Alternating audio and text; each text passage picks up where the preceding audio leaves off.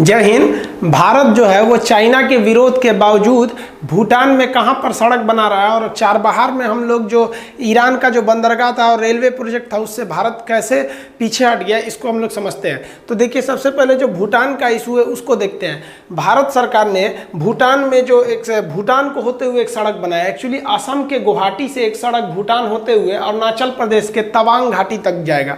तो ये सड़क पर चाइना ऐतराज जताया था। देखिए, एक्चुअली यहाँ पर भूटान का नीचे का जो एरिया है इसका नाम है साक्तेंग वाइल्ड लाइफ सेंचुरी। चाइना कह रहा था कि ये मेरा है। अब आप बताइए भैया, ये उसका कैसे हो सकता है? तो भारत सरकार ने यहीं पर गुवाहाटी से एक सड़क ले गई है जो इस साक्तेंग को होते हुए अरुणाचल प्रदेश के पास तवांग तक जाएगा। अब चाइना इसका विरोध करने से भी कोई फायदा नहीं है। भारत ने यहाँ से सड़क ले जाने का प्रस्ताव पारित कर दिया है।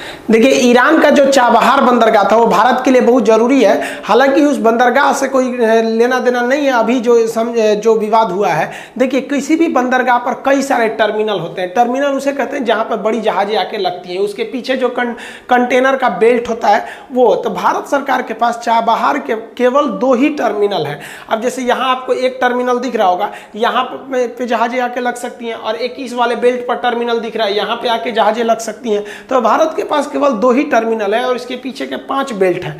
लेकिन किसी भी बंदरगाह पर 8-10 टर्मिनल होते हैं। बड़े बंदरगाह जैसे यहाँ भी आप एक टर्मिनल बना सकते हैं और भी इधर बना सकते हैं। बहुत बड़ा एरिया होता है किसी भी जगह का सी पोर्ट। तो चाइना जो है, ईरान और चाइना में एक समझौता हुआ है कि चाइना ईरान को हमेशा मदद करता रहेगा, स्ट्रेटजिक मदद करेगा, हर अंतर्राष्ट्रीय मामले में साथ देगा और उसके इंफ्रास्ट्रक्चर डेवलप करेगा, और बदले में ईरान जो है उसे सस्ते दाम पर, रियायती दाम पर पेट्रोल देगा। अब ईरान क्या है कि इस समझौते के तहत बाकी बचे जो टर्मिनल हैं और अगल बगल का एरिया जो डेवलप करना है वो चाइना को दे दिया है। तो अब सोचिए ना, चाबहार में हम लोग छोटे से एरिया को डेवलप कर रहे हैं और वो ज़्यादा बड़ा एरिया को ले रहा है। उसके पास जो उसके लॉजिस्टिक पार्क है, जो वहाँ पर कंटेनर शॉप है, वो भी बहुत बड़े हो जाएंगे चाइना के पास। हम लोगों ने इतना इन्वेस्टमेंट किया ही नहीं वहाँ पर। जो बड़े शिपिंग कार्गो होते हैं उन्हें छोटी जहाज़ों से खींचा जाता है जब ये बंदरगाह के करीब लाए जाते हैं।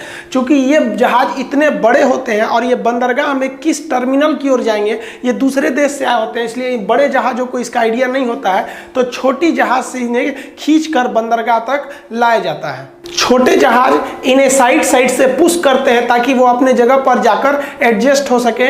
ये बड़ी वाली जहाज, ये हावरक्राफ्ट या ठग जहाज़ों से इसे खींचा जाता है। बंदरगाह पर इनको ले आकर टर्मिनल से जोड़ दिया जाता है, बांध दिया जाता है रस्सी के माध्यम से।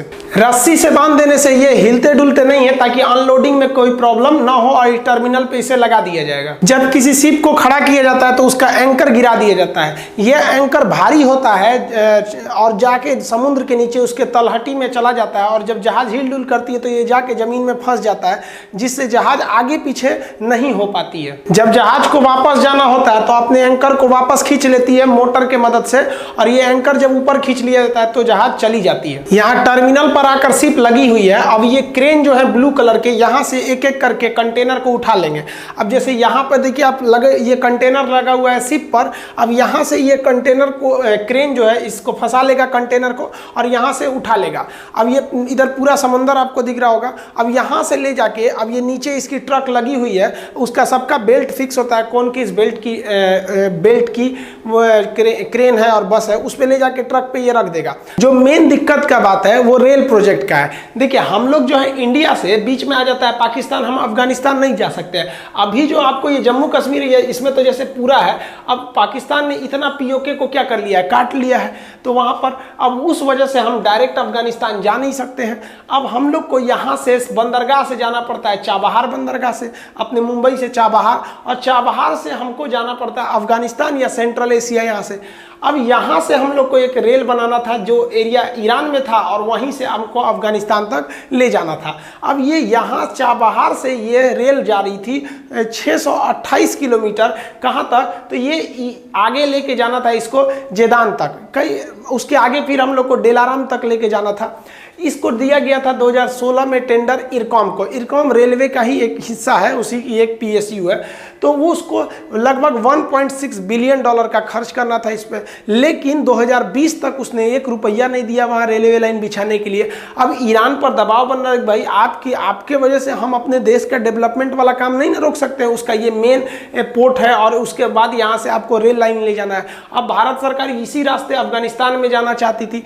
अब भारत सरकार को भी तो यहाँ गलती है। एक्चुअली हुआ क्या, गवर्नमेंट ने ये अमेरिका के प्रेशर में आ गया, अमेरिका ने सैंक्शन लगा दिया था ईरान के ऊपर कि भैया यहाँ से पेट्रोल को कम करो, तो इंडिया पेट्रोल भी लेना कम कर दिया, सोचिए ईरान से। जबकि आपको पता है कि ग्वादर बंदरगाह ये चाइना ने ले रखा है और ग्वादर का वो यूज करेगा स्ट्रेटेजिकली, और ये सीपीईसी सड़क सीधे जा रही है चाइना में, तो हम लोग इसको काउंटर कर सकते थे। हालांकि अभी भी हमारे पास चाबहार को लेकर कोई दिक्कत नहीं है, लेकिन चाइना यहाँ तो है ही है और यहाँ भी एंट्री मार गया। अब ईरान कह रहा है कि भैया आज तक आपने एक भी पैसा नहीं दिया अमेरिका के दबाव में। हालांकि यहाँ भारत की गलती है, अमेरिका ने तो भारत पर यह भी दबाव लगाया था कि आप रूस से S-400 मिसाइल मत खरीदिए, लेकिन फिर भी हम लोग खरीदे। और रूस ने भी भारत पर दबाव बनाया था कि आप कॉमकासा समझौता मत कीजिए अमेरिका से, फिर भी हम लोग कर देंगे, हम लोग की स्वतंत्र पॉलिसी रहती है। लेकिन यहाँ भारत अमेरिका के प्रेशर में था, जिसका फायदा उठा लिया चीन। और वो अब भारत, हालांकि यहाँ पर ईरान ने खुल के नहीं कहा कि वो चीन को देगा, लेकिन ईरान की बैंक ने कहा है कि भैया हम खुद से अब ये रेलवे लाइन का प्रोजेक्ट बनाएंगे, भारत चाहता है तो इसे आकर बाद में ज्वाइन कर ले। अब लोगों को लगता है कि भारत ने अपना अफगानिस्तान जाने का रूट खो दिया। हालांकि अभी भी ये रूट मिल जाएगा, लेकिन अब आप उस पर एक मेहमान की तरह रहेंगे, मालिकाना हक नहीं रहेगा।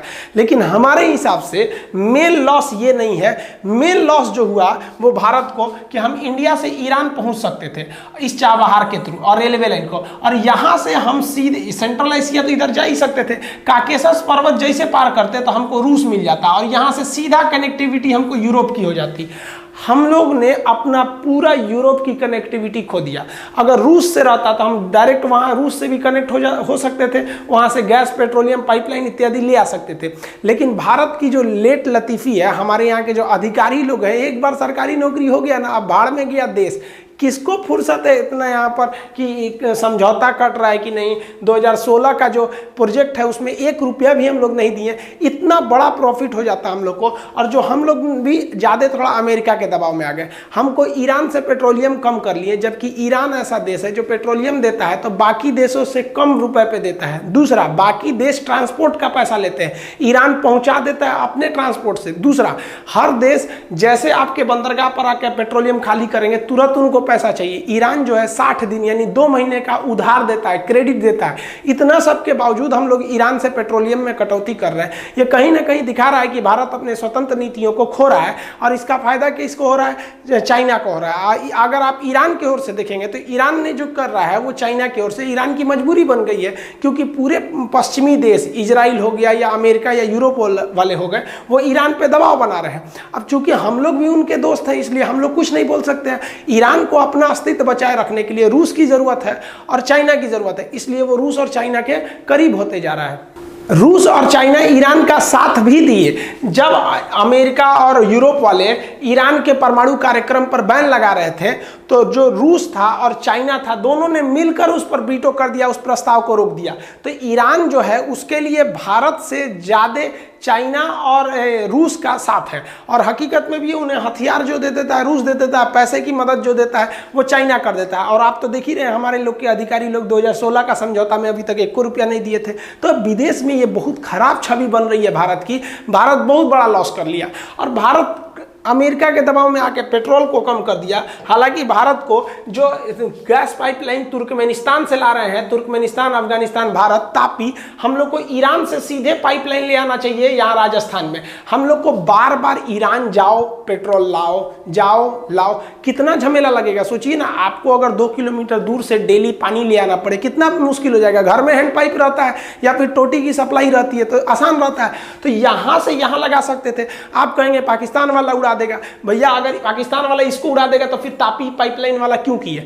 पाकिस्तान भी तो उससे यूज़ करेगा, वो उसको भी तो सेफ्टी देनी पड़ेगी, अंडरग्राउंड लेके आइए वहाँ से। तो ये सब भारत को करना चाहिए। तो भारत को अपने झमेला हो रहा है, इसको पेट्रोल जा के ले आओ, फिर ले आओ पहुँचाओ, एक फालतू का खर्चा। अमेरिका के दबाव में इतना भी नहीं रहना चाहिए। और हकीकत में भी है, भारत को भी अगर लगता है नहीं अमेरिका उसका सच में साथ देगा, तो रियलिटी में जो सबका दोस्त होता है ना, वो किसी का दोस्त नहीं होता है। अब वर्ल्ड में, वर्ल्ड पॉलिटिक्स और जियो पॉलिटिक्स में तो कोई किसी का दोस्त होता ही नहीं है। हमारा फायदा जब है तो ही हम दोस्त हैं। यही अमेरिका है जो भारत पर बम मारने के लिए, परमाणु बम मारने के लिए 1971 में आया था भारत के खिलाफ पाकिस्तान की ओर से, और आज यही अमेरिका है जो हमारे ओर से खड़ा है। तो किसी भी देश को अपने स्थिति को देखना चाहिए। तो भारत ने यहाँ तो गंवा ही दिया ये रेलवे प्रोजेक्ट, इसी के रास्ते हम हर यूरोप के देशों में घुस सकते थे। यहाँ हमारी लेट लतीफ़ी ने ले डूबा, पैसे तक नहीं दिए वहाँ पर। अब ईरान ने खुद के दम पर कर लिया। अब चुपचाप वो रेलवे लाइन पे घूमिए एक सवारी की तरह, आपको कोई मालिकाना हक नहीं मिलने वाला है। हालांकि ईरान ने कहा कि आप बाद में इसे ज्वाइन कर सकते हैं, तो जो हुआ समझौता उसको काट दिया, आप बाद में क्या ज्वाइन करेंगे। और यहाँ आप कहिए एक तरह से तो चाइना ने यहाँ भी अपने पैसे के दम पर और स्ट्रेटजी के दम पर बाजी मार ली। भारत के अधिकारी लोग बैठ के डुबा दिए यहाँ पर। इस रेल प्रोजेक्ट का एक और फायदा था कि अगर हम यहाँ अफगानिस्तान होते हुए कजाकिस्तान तक पहुंच जाते तो चाइना का जो ये वाला बॉर्डर एरिया है, यहाँ से भी हम लोग एक अपनी बढ़त बना सकते थे, लेकिन इसको भी हम लोग गंवा दिया। अब इसको हम क्या कहेंगे, आई होप आप इसको समझ गए होंगे। मिलेंगे नेक्स्ट वीडियो में, तब तक के लिए जय हिंद।